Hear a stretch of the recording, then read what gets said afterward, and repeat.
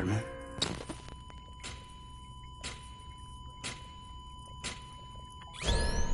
Administering shock. Stand clear.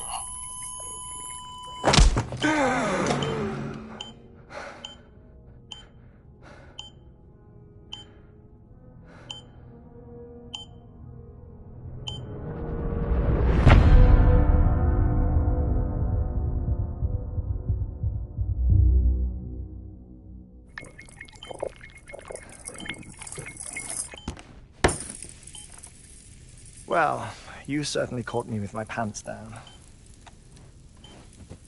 Glad you could make it, Sam. I'm sorry. I didn't mean to alarm you, but I am what I am. Ah, please, lay her down there.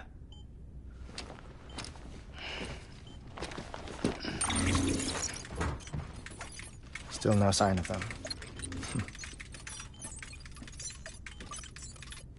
You know your heart stops beating. It stops every 21 minutes. I spend 3 minutes on the beach, and then return. 60 deaths and 60 resurrections per day. 60 opportunities to search the beach for my departed family. This is how I live. This is my life. So, while you've traveled to and from the sea an impressive number of times, my beach count is a little higher. 218,549.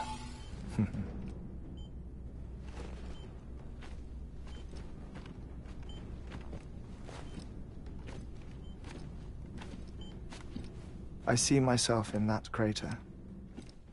My wife and my child. It's like looking at the shape of my heart. The doctors called it myocardial cordiformia.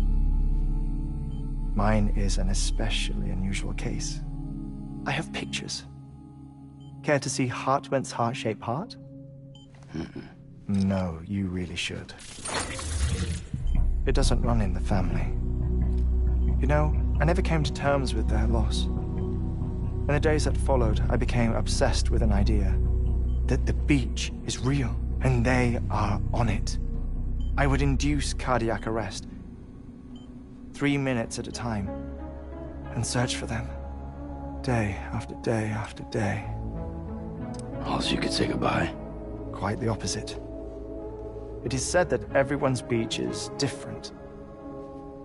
So what if everyone's afterlife is different too?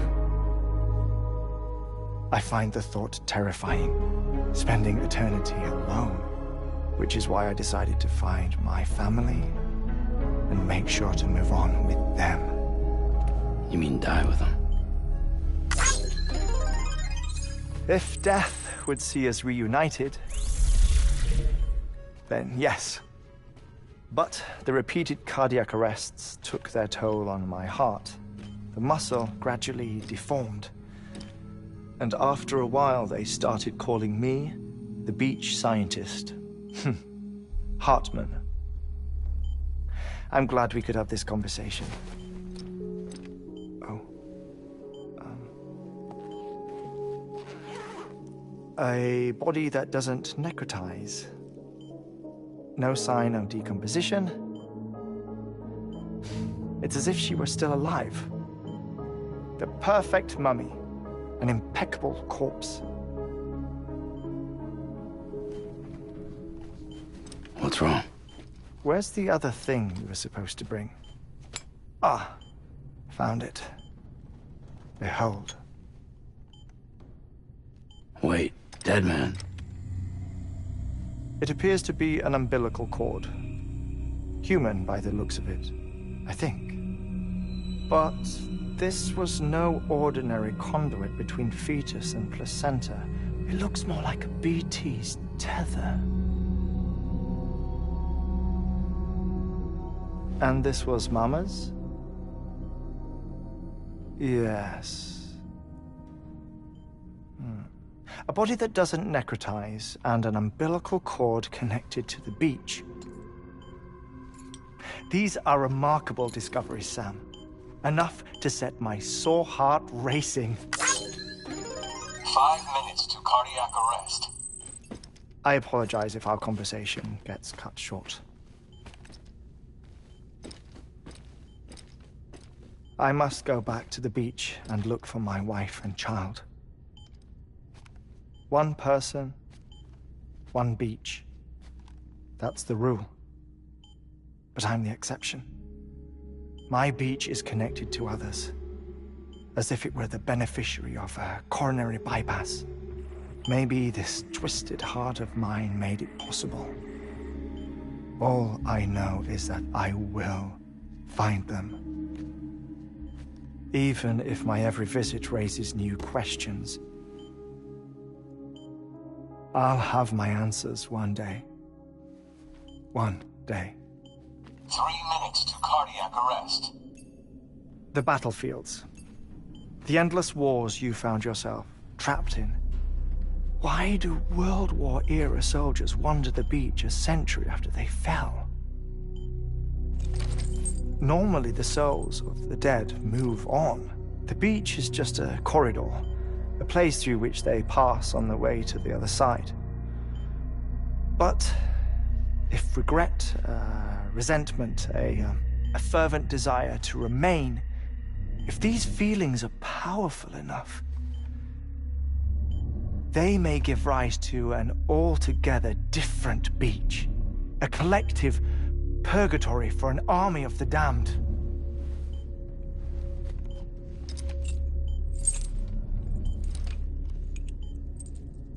Clifford Unger.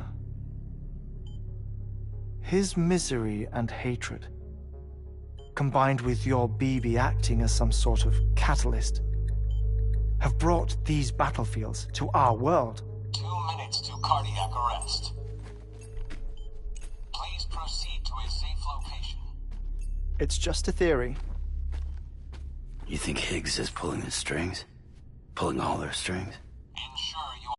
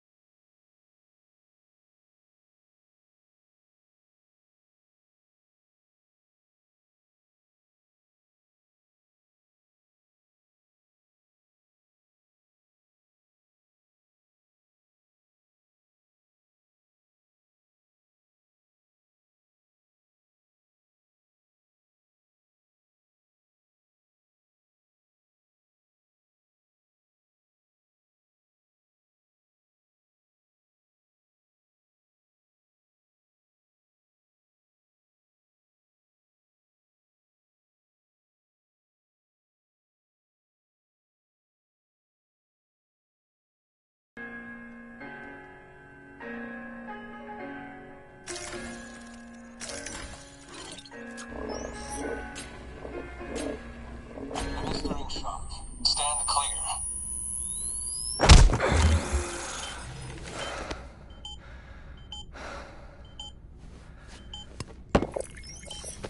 No luck. Visit 218,550. Oh, sorry. Where were we? I may be used to the 21-minute cycle, but for a first-time face-to-face meeting, there's just too much to cover in one go-around. Can't be easy living like this. Yes. And no. Now that I'm acclimated to it, it isn't especially, onerous. Defecation, ablution, nutrition. Most of life's basic functions fit rather easily into a 21-minute time slot. Sleep is the tricky one. And intercourse, I suppose. Verbal or physical. Not that someone in my position has to worry much about either. Do you read, Sam? Listen to music. Watch films? You know, I keep busy. I have a collection of music, television shows, some very interesting short films, and stories. Everything consumable within a 21-minute window. All from before the Death Stranding, of course. But honestly, the 21 minutes I spend here, all downtime, nothing more. Time spent waiting to go back to the search. My body may be present, but my soul is on the beach. I'm already dead. I know that feeling. Lost my family in an accident. Well, I never expected you to open up to me.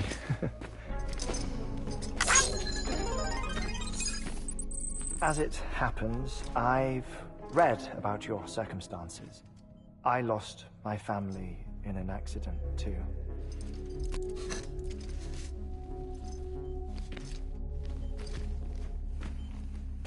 I was in the ICU having heart surgery, out of town, in the city.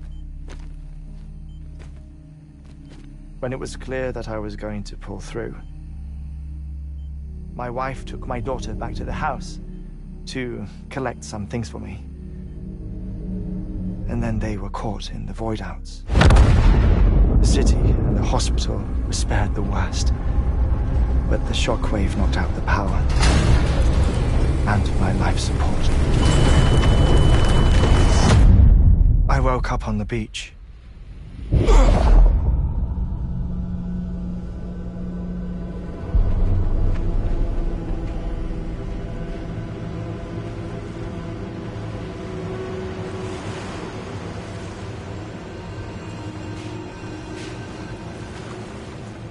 The people who died in the 2 void-outs were there.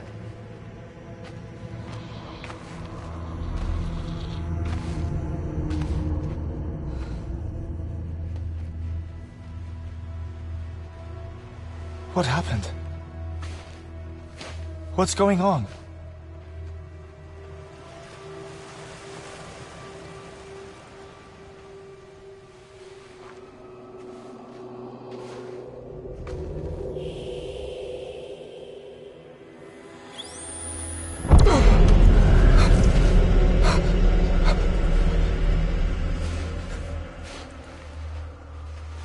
I saw my wife and my daughter in the procession.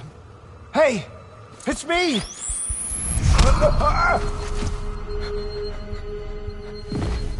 Where are you going? Wait! Don't leave without me! No! Don't go! Please, don't go!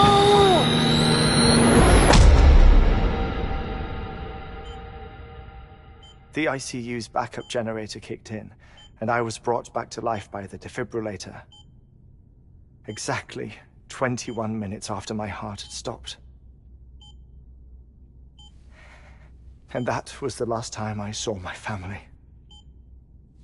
It's my damned heart's fault that we were torn apart, but it's also the reason I'll see them again someday. It defines me. I am Heartman.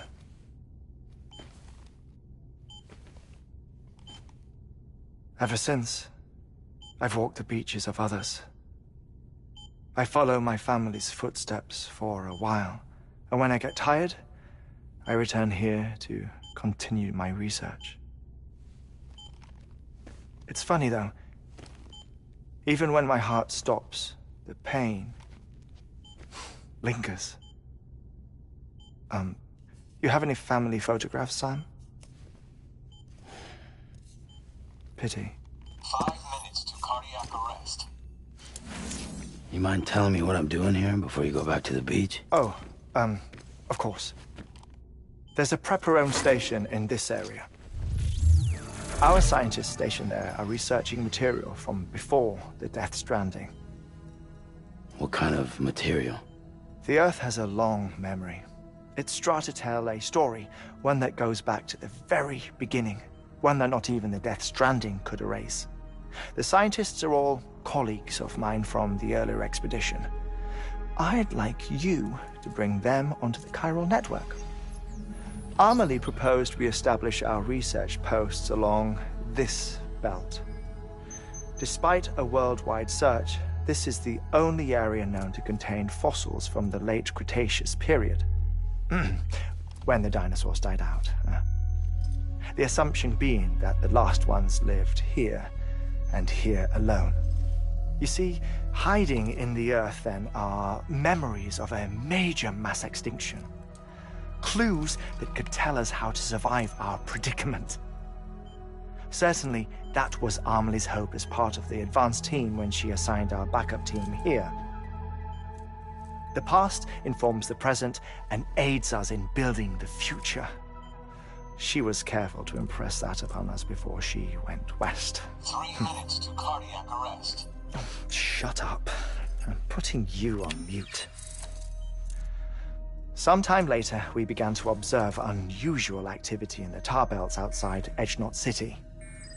Vast quantities of tar began surfacing, spreading, consuming many of my colleagues, as well as a chiral way station. The whole incident defied explanation. You think Higgs is to blame? I don't know, but we needed that way station. It was essential to expanding the chiral network westward. That's why I'm asking you for your help in building a new one. It won't be much given the handful of equipment we've managed to scrape together. Nothing like the knot cities, that's for sure. But a knot is still a knot. Sam, I want you to use the Cupid to put the scientists on the network, then go to Amelie. Afterwards, we can get back to the important job of researching the deaths.